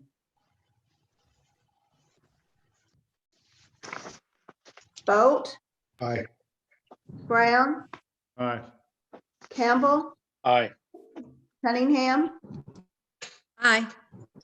Edwards, Aye. Hayes, Aye. Petrelli. Aye. Robertson, Skidmore, Aye. Sprouse, Aye. Waters, Aye. Woodcock, Aye. Clary. Aye. So Okay, am I unanimous correct? That vote. passed unanimously? You did. Thank you. Alderman Waters, back on the main motion as it's been amended. Okay. Can I start over, Mayor? Absolutely. And I will do my best not to interrupt you. Bless your heart. I think my wife's calling me. You know what that means. Let me read again the third infraction. The third infraction will result in a citation along with all associated fees and court costs. Let that soak in now. Result in citations and court fees. It's like Alderman Cunningham said a while ago. It's a resolution or something. But let's go back to ordinance and even resolutions that we've passed in the years past here. Here's one. If you feed the deer, you will get a warning. You might get a citation. Here's another. If you cut grass out in the street and you leave it, you don't push it back in your yard, you'll get a warning. You also may get a citation. Now let me go back to this trash ordinance. And Alderman Edwards, I support 75% of it. I really do, but this part I can't. I place my container outside just like it says, but I have to remove it no later than 7 a.m. on the following day. Okay, I'm a long haul truck driver. I put the container out about 4 p.m. like it says, but I get a call from my dispatcher like I get every week, and I'm on the road 4 to 8 days. Believe me, I know these truck drivers. It does happen. They're gone several days. So I come back, I get a citation. I go to court. The judge may dismiss my ticket, but I still have to pay a court cost. What are we creating here? Our police officers have more important things to do in protecting our city than going out on a phone call from my neighbor that my empty trash can is still at the curb. Now, Alderman Edwards, I support your ordinance up to that point, but then our officers, I know one officer that would do this, John Henry, I guess would be doing this. We don't have the manpower. Our police force has too much to do to protect our city. No, I'm not going to support the whole ordinance for you, but I will support up to that last infraction. Thank you, Mayor. Thank you, Alderman Waters. Alderman Skidmore. Thank you. I support the ordinance. I think it's a good ordinance. I think how the garbage, which affects not only the city of Hendersonville, but in my district as well, Ward 1. We have, I think, just off the top of my head without thinking, about 4 homeowners associations that we have to deal with within Ward 1. But I would rather, this is how I would suggest that we do this whole ordinance. I think it's a good ordinance. I support it. I'm going to vote for it, just as I did in the amendment. But once it passes on second reading, we do have until October to get this thing going in the city of Hendersonville. I would rather err on the side of caution, and I would rather have the Public Works Committee and the Public Works Department, once the whole ordinance is passed, I'm assuming it's going to pass, either refer it back or just let us look at it and see if there's any fine tuning that needs to be placed upon this ordinance before the October date that this goes into. Because as you all well know, and trust me as well as I know, we had a lot of problems with our garbage in this town when we thought everything was right. And I just think that, that's such a hot topic within the city of Hendersonville. Let's go ahead and approve this thing, get it on out of where we don't have to bother with it, and then have it go back into committee and just look to see if there's anything that we need to adjust. That way, Waste Pro can come into our the Public Works Committee, and we can explain to them what we need to do, and let us work with them. Let the CA come in and our committee and take a look at it and see if there's anything that we need to adjust or adapt even further. I don't think there will be, but I think the information is going to be a game changer in this thing, to let the people of Hendersonville know what's going on.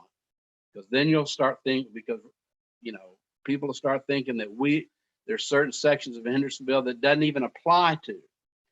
And so I just think that would be the proper thing to do, is just go ahead and get this thing passed tonight, get it passed on second reading, and then let it go back into the Public Works Committee and Department, along with the city administrator, and see if there's anything else that we need to do. And if there is, we'll bring it right back and amend it.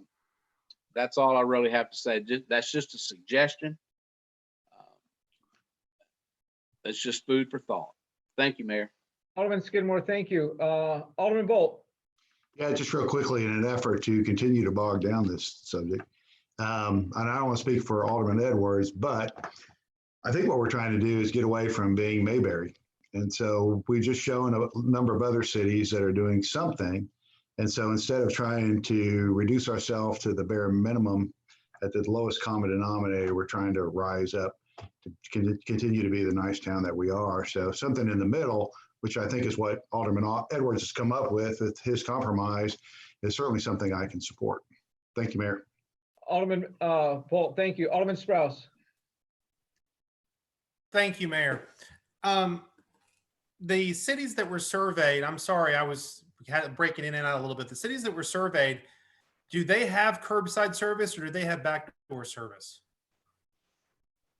Alderman Edwards, you want to do that one? You probably have to ask Marshall that if he knows. I do not know. The majority of those polls had curbside service. If you go back to what we were talking about last year when we were deciding the garbage service, when curbside was being discussed as an option, one of the things I said is if we went to curbside, we would suddenly have to come up with regulations to manage curbside. One of the reasons these cities have these regulations is because people must put their garbage to the curb. We're in a situation where we pay a premium for our trash to be picked up at the back door. And a complaint that I get, we don't have as many HOAs in Ward 2, and I've never lived in an area with an HOA, but the complaint I'm more likely to get is I have neighbors who bring their garbage to the curb, which causes the trash man to miss me because he thinks that everyone brings it to the curb. Really, I think, so am I understanding correctly that the issue we're really dealing with for the most part are HOAs that require residents to bring their trash to the curb, that they won't allow to leave a can at the back of the house? Is that what's driving this? You're asking me that? I'll be happy to, anyone who can answer that, you or Marshall, anybody. So, well, it's really addressing areas that aren't covered by HOAs. Okay. I mean, HOAs don't require to take it to the curb. They're more restrictive if you choose to take it to the curb. This what this is about. If you choose to take it to the curb. That's the thing, because realistically, the better thing we could do is to do everything we could to encourage people to go back door, to not even bring it to the curb. If it's unsightly, they don't have to bring it to the curb at all. So maybe that's the better solution. I'll vote on this for first reading, but second reading, I really want us to look and see what other type of options we can look at. I mean, I don't want to go so far and say and prohibit taking it to the curb, but what else could we do? Thank you.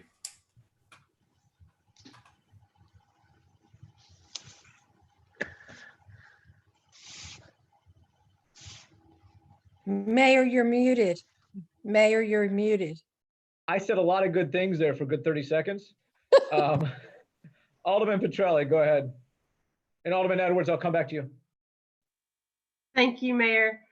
All right, so I didn't mean to start a huge discussion on this, Alderman Edwards. Also, I was simply trying to do was making sure that we have a notification / education component regarding any changes in city services. So maybe something that every department can discuss, or whatever applicable departments, it pertains to, is a protocol, a written protocol with a checklist of this is how we're going to notify citizens. Because I'll be honest with you, so many people have spoken now, I can't even remember who said what, but whoever said that, it might have been Sprouse or it might have been Steve Brown, that there's more confusion. Ward 1 is either HOA or residents that have been here a very long time. My house was built in 59.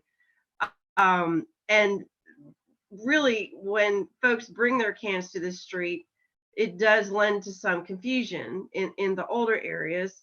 And I also know, and Mayor, correct me if I'm wrong, but doesn't like a letter go out to new citizens that move into town? Not from the city.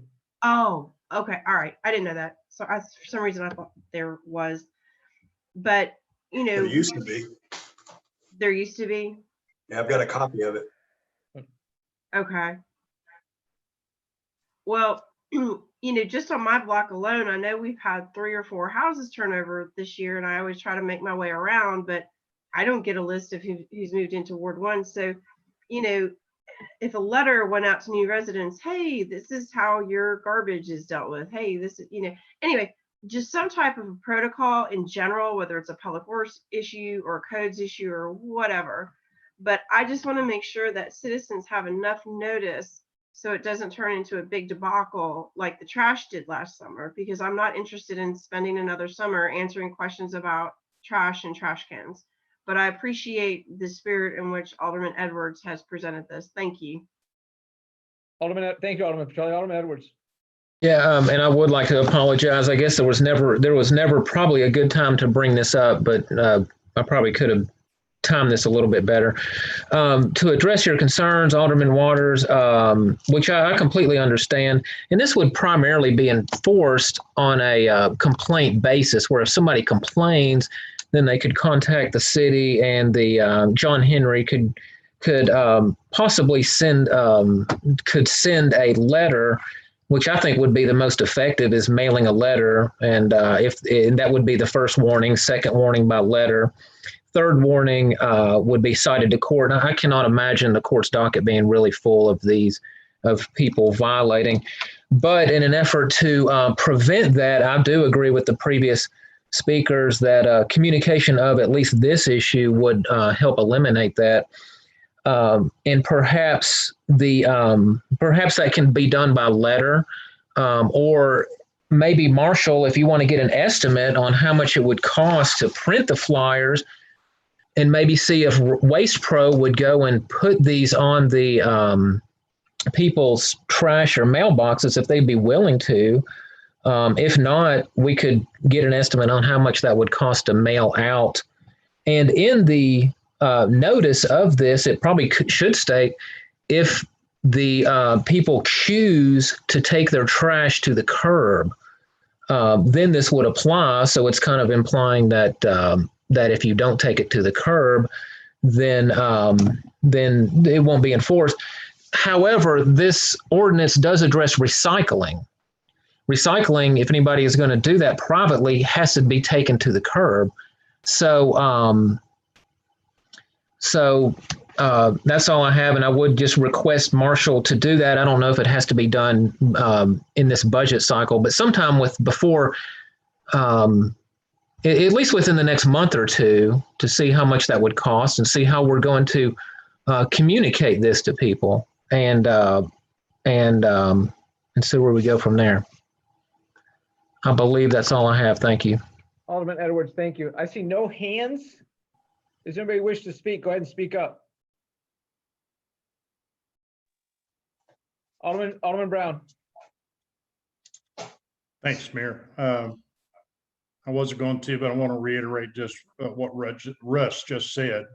I think we have a little bit of time to do that since we're going out to October 1st. I don't really feel like letters are really good. I do feel that tags or something you can hand somebody or something that will get read much better.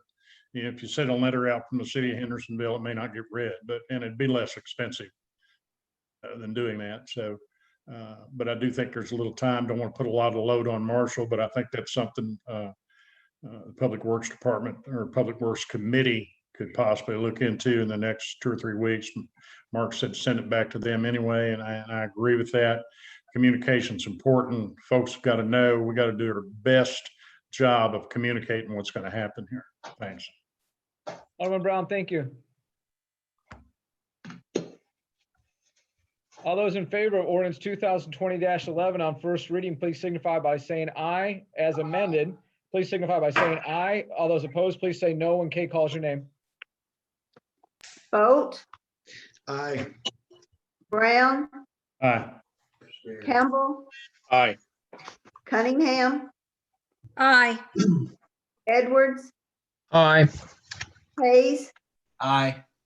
Petrelli, Aye. Robertson, Aye. Skidmore,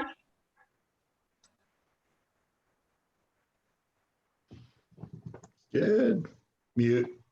Skidmore, Aye. Sprouse, Aye. Waters,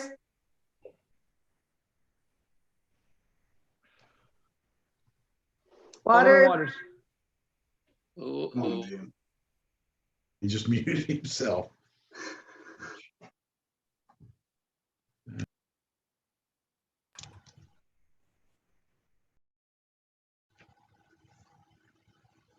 Aye.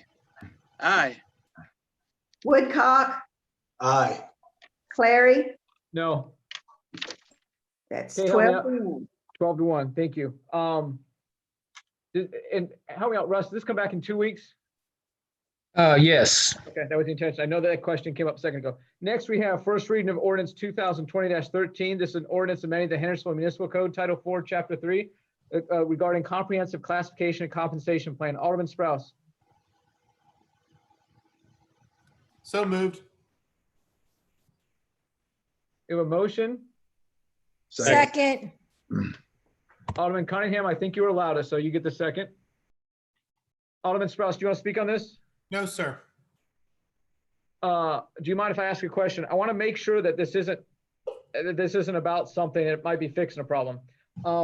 Currently, we have some people that their requirements for the job might be, let's say it doesn't require a degree.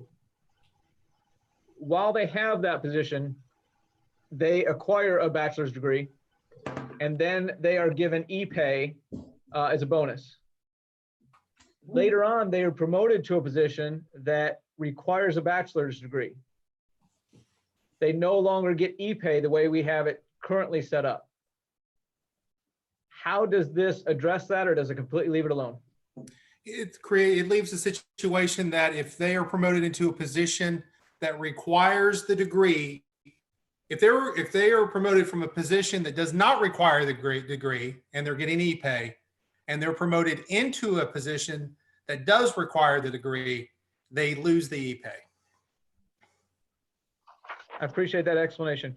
And the important thing about that is it avoids any sort of pay discrepancy. If you had somebody who was a clerk level 2 and was making $50,000 a year, but they were getting a bonus because they had the higher degree, and they get promoted to a technician level 7 and it required the degree, if they kept that extra bonus, they would be making more than someone who was hired into that position with the degree. And we deal with that. We deal with that problem a couple times a year. I appreciate that. Dave, did you want to chime? You look like you want to chime in on that. No, I'm fine. That's a good answer, and I think this takes care of some of these pay inequities down the road, Mayor. I appreciate that. I appreciate that. I see no other hands. All those in favor of first reading of ordinance 2020-13, please signify by saying aye. Those opposed, please say no when Kay calls your name. Woodcock, Aye. Waters, Aye. Sprouse, Aye. Skidmore, Aye. Robertson, Aye. Petrelli, Aye. Hayes, Aye. Edwards, Aye. Cunningham, Aye. Campbell, Aye. Brown, Aye. Bolt, Aye. Clary. Aye.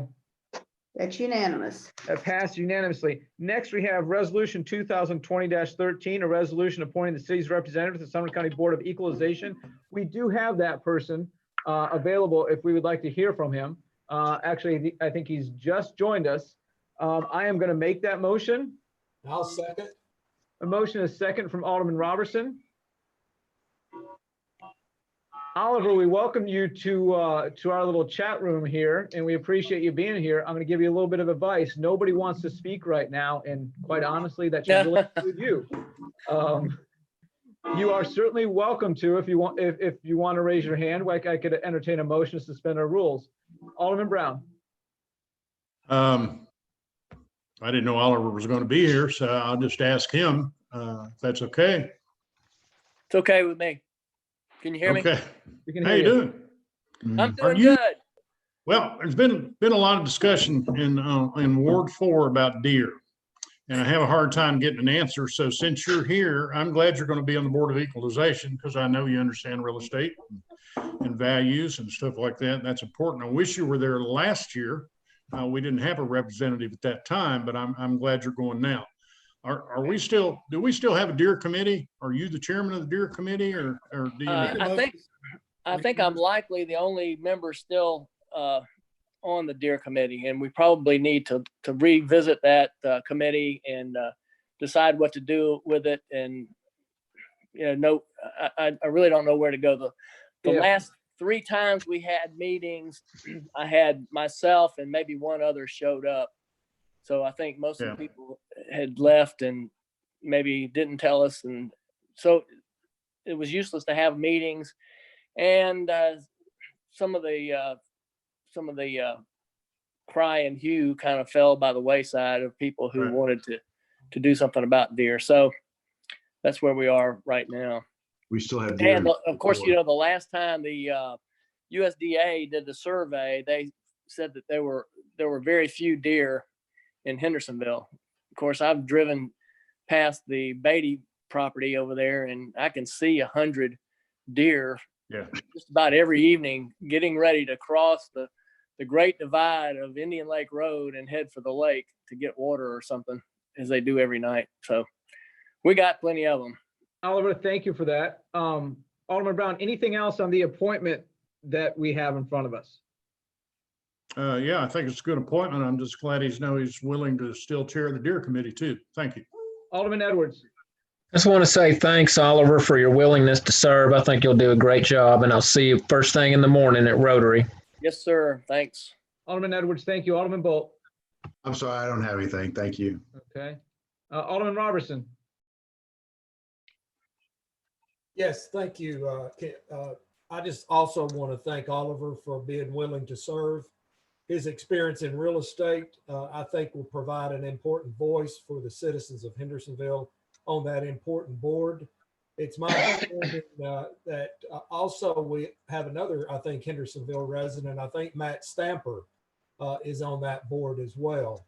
So Oliver, congratulations. Thank you for serving, and I look forward to working with you. Okay, thank you. I Alderman appreciate Robertson, your thank you. consideration. Alderman Petrelli. Thank you, Mayor. I have enjoyed serving with Mr. Berry on the Deer Board for the last 5 years, and I appreciate his willingness to keep serving. And I would also like to mention that Mr. Berry has the patience of Job. Very, very patient man. Thank you, sir. Thanks. Alderman Woodcock. Thank you. This question is probably more for the mayor than Oliver, but when this first came up, an email was sent out saying that this position had been vacant for quite some time. Is that true? And if so, why? Well, I don't want to embarrass Oliver, but he was about the 12th person that we tried to get on this board.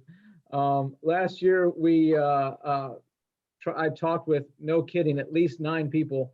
A handful of them thought that they would do it and started down the process and then backed out, and we ran into a deadline. So the county commission ended up making those appointments. This time we got started a little bit earlier, and I sent something out early and got a lot of responses. So one of the things we made sure we did this time was not only do we have an appointee, but we also have an alternate. So we feel like we're in better shape now. And Oliver, no offense, but I just didn't think about you before, and we're very happy that you're serving now. Thank you. All those in favor of appointing Oliver Berry as our representative to the Sumner County Board of Equalization, please signify by saying aye. Those opposed, please say no when Kay calls your name. Woodcock, Aye. Waters, Aye. Sprouse, Aye. Skidmore, Aye. Robertson, Aye. Petrelli, Aye. Hayes, Yes, for Barry. Edwards, Aye. Cunningham, Aye. Campbell, Aye. Brown, Aye. Bolt, Hesitant because he's a Gators fan, Yeah. but yeah. Clary. Aye. That's unanimous. That passed unanimously. Next, we have a motion to adjourn. And remember that we do have to have a roll call vote on this. I need to apologize for two things real quick. One was for allowing Oliver Berry to speak without entertaining a motion to suspend the rules. And the other one is not so much an apology because I allowed Tina to do the same thing. However, I think Tina certainly has earned the right to speak in our meeting. Move to Tina, we adjourn. appreciate you very much. Second. And we have a motion to adjourn and a second. All those in favor, please signify by saying aye when Kay calls your name. Those opposed, please say no. Bolt, Aye. Brown, Aye. Campbell, Aye. Cunningham, Aye. Edwards, Aye. Hayes, Aye. Petrelli, Aye. Robertson, Aye. Skidmore, Aye. Sprouse, Aye. Waters, Aye. Woodcock, Aye. and Clary. Aye. 13's unanimous. That's unanimous. Appreciate your help, Kay. Appreciate your help, Tina. Appreciate your help, all the staff and Dave as well. You all have a good night. We're adjourned.